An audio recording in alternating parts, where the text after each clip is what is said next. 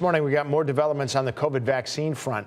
And more eligible Americans can roll up their sleeves for booster shots, and kids could be rolling up their sleeves, age 5 to 11, for their first shots pretty soon as well. Fox 61's Angelo Bavaro joins us live outside St. Francis Hospital in Hartford with all those details. Good morning.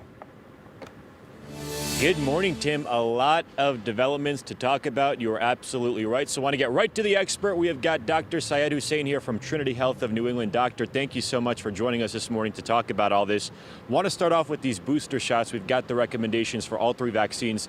Let's start off with Moderna and Pfizer. Can you break down those recommendations? Sure, absolutely. This is an important milestone in the fight against this virus.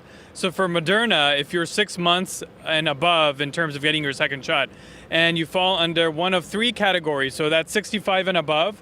If you're 18 and above and you have an underlying medical condition that puts you at higher risk for developing severe COVID-19, or if you have occupational risk, you're eligible for the booster shot. Now, for Johnson & Johnson, it's slightly different. It's 2 months and above. If you've received Johnson & Johnson, you're now eligible. And you can be eligible regardless of your underlying medical condition or any other factors that now play a key role in Pfizer or Moderna. So that means there are about 13 million recipients in the U.S. for Johnson & Johnson that are now eligible for the booster dose. And we're now a few days into this rollout. Can you talk about the demand, what that has looked like compared to what we saw with the initial round?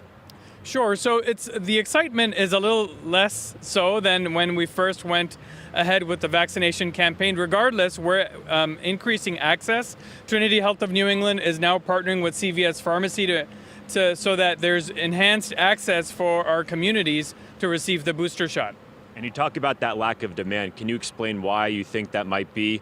What do you want people at home to know about getting these booster shots? It's really important that you roll up your sleeves to ensure that there's adequate protection. We've seen, based on studies, that protection may wane after several months. That's why it's important you get your booster shot, especially now, since we head into the winter season. More folks will remain indoors. So it's important you consider protecting yourself and others around you. And would you chalk that up to a lack or fatigue maybe because of the pandemic? What do you think that lack of demand has to do with? Sure, there's a little bit of fatigue related to this, but it's also important that as healthcare providers and organizations, we educate the public because this is a new process. We've never been through a pandemic of this magnitude. So it's important that we look at the data and educate folks why it's important to roll up their sleeves and get the booster shot. And moving on to the kid vaccines now, 5 to 11 Pfizer vaccine might be approved as soon as this week by the FDA, I believe, but then it has to go to the CDC. Can you talk about that process when you're expecting that approval? Sure. This is, again, a very, very important milestone, another important tool in our toolbox, but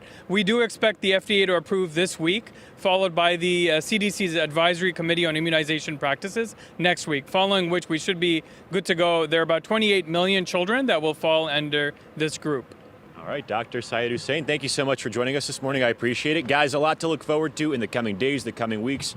We'll keep you updated here on air, online, and on the Fox 61 News app. But for now, reporting live in the capital city, I'm Angelo Bavaro, Fox 61 News.